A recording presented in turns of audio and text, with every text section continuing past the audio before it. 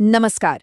धन लाइन के mid market as में आप सबका स्वागत है। आज है 12 दिसंबर और मार्केट ने पहले हाफ में जो किया है वो किसी एक्शन सस्पेंस फिल्म से कम नहीं था। तो चलिए सीधे डिकोड करते हैं इस कहानी को और देखते हैं कि आगे क्या ट्विस्ट आने वाले हैं। तो आज की सबसे बड़ी हेडलाइन क्या है? निफ्टी 26,000 के एक बहुत ही जरूरी, एक साइकोलॉजिकल लेवल पर मजबूती से खड़ा है। अब देखिए, पहली नजर में तो ये एक बहुत ही बुलिश कहानी लगती है ना? लेकिन हम सब जानते हैं, शेयर बाजार में जो दिखता है, कहानी हमेशा उतनी सीधी होती नहीं है। और यहीं पर आता है कहानी में असल ट्विस्ट। ये जो रैली है, ये मजबूत तो दिख रही है, पर इसमें वो जो एक जान होती है ना, वो जो कन्विक्शन होता है, वो थोड़ा सा फीका लग रहा है। और आज के हमारे इस विश्लेषण में हम इसी की तह तक जाएंगे।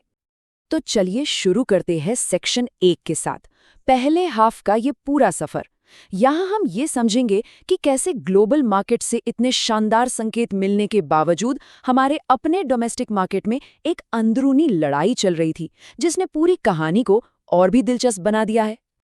ठीक है, तो देखिए, सुबह सुबह माहौल एकदम बढ़िया था। यूएस फेड ने रेट कट किया, अमेरिका इंडिया की ट्रेड बातचीत से अच्छी खबरें आ रही थीं और ऊपर से डाउ और एस&पी रिकॉर्ड हाई पर बंद हुए।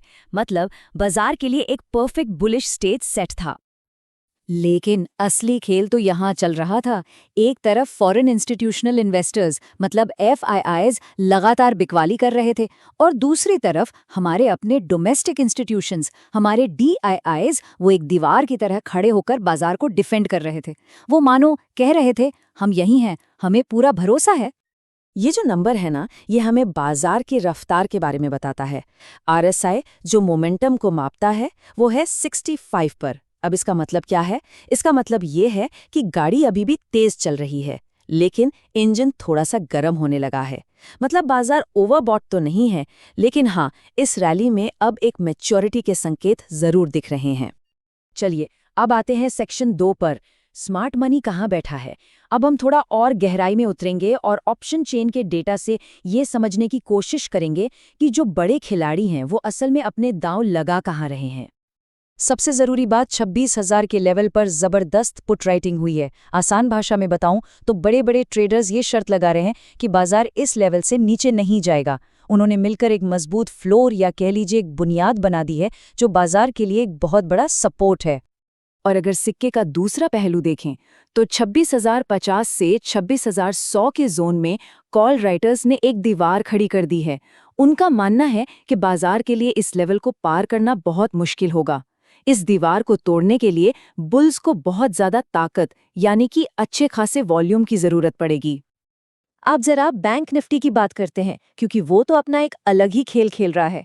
यहाँ पर 59,000 का लेवल एक मजबूत किले की तरह है, लेकिन 59,300, 59,400 पर एक बहुत बड़ा रेजिस्टेंस भी है। असली गेम चेंजर लेवल है 59,500। अगर बुल्स इसे पार कर पाए तो समझ लीजिए 60,000 का दरवाजा खुल सकता है।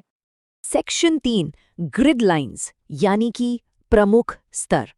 तो अब हम इन सारी कहानियों को चार्ट पर उतारते हैं। ये वो सटीक लाइंस हैं जिन पर नजर रखनी है, क्योंकि यही बाजार की अगली चाल तय करने वाली हैं। तो निफ्टी के लिए ऊपर की तरफ पहली रुकावट है 26,050, 26,100 पर। नीचे की ओर पहला सपोर्ट मिलेगा 25,960 पर। लेकिन असली सेफ्टी नेट जो है वो 25,850 के आसपास है, क्योंकि यहाँ 10 और 50 दिन के मूविंग एवरेज एक साथ आ रहे हैं, जो इसे एक बहुत ही मजबूत सपोर्ट जोन बनाता है।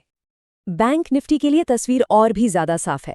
58,900, 59,000 एक बहुत ही जरूरी सपोर्ट है। ऊपर की तरफ 59,500 एक बड़ा ब्रेकआउट जोन है, और अगर ये पार हुआ तो 60,000 के टारगेट भी खुल सकते हैं।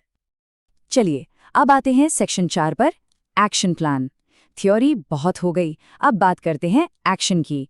इस सारे डेटा के आधार पर दूसरे हाफ के लिए यहाँ 3 हाई कन्विक्शन ट्रेड सेटअप्स हैं। पहला आइडिया है निफ्टी में मोमेंटम पकड़ने का। अगर निफ्टी 26,050 के लेवल को अच्छी खासी खरीदारी यानी वॉल्यूम के साथ तोड़ता है तो ये एक एंट्री सिग्नल हो सकता है। स्टॉप लॉस 25,950 पर रखकर 26,100 और उससे ऊपर के टारगेट्स देखे जा सकते हैं। लेकिन हाँ, याद रखिएगा, बिना वॉल्यूम के ये ब्रेकआउट झूठा भी साबित हो सकता है। दूसरा सेटअप है बैंक निफ्टी के लिए। क्योंकि ये अभी एक रेंज में फंसा हुआ है, तो स्ट्रैटेजी बिल्कुल सिंपल है। 58,900 से 59,000 के सपोर्ट जोन के पास खरीदें और 59,300 के रेजिस्टेंस के पास बेचें। स्टॉप लॉस 58,850 के ठीक नीचे रखना होगा। और तीसरा आइडिया आ रहा है मेटल सेक्टर से, जो आज काफी मजबूती दिखा रहा है। टाटा स्टील और हिंदुस्तान जिंक जैसे स्टॉक्स में अच्छा मोमेंटम दिख रहा है। यहाँ पर मौजूदा भाव पर एक छोटा सा स्टॉप लॉस करीब 2-3% का लगाकर 5-8% की एक संभावित तेजी के लिए शॉर्ट टर्म ट्रेड लिया जा सकता है। तो अब आते हैं हमारे आखिरी सेक्शन पर, दूसरे हाफ का पूर्वानुमान। इन सब बातों को अगर हम जोड़कर देखें तो इस फिल्म का क्लाइमैक्स कैसा हो सकता है? अगले कुछ घंटों में क्या होने की सबसे ज्यादा संभावना है?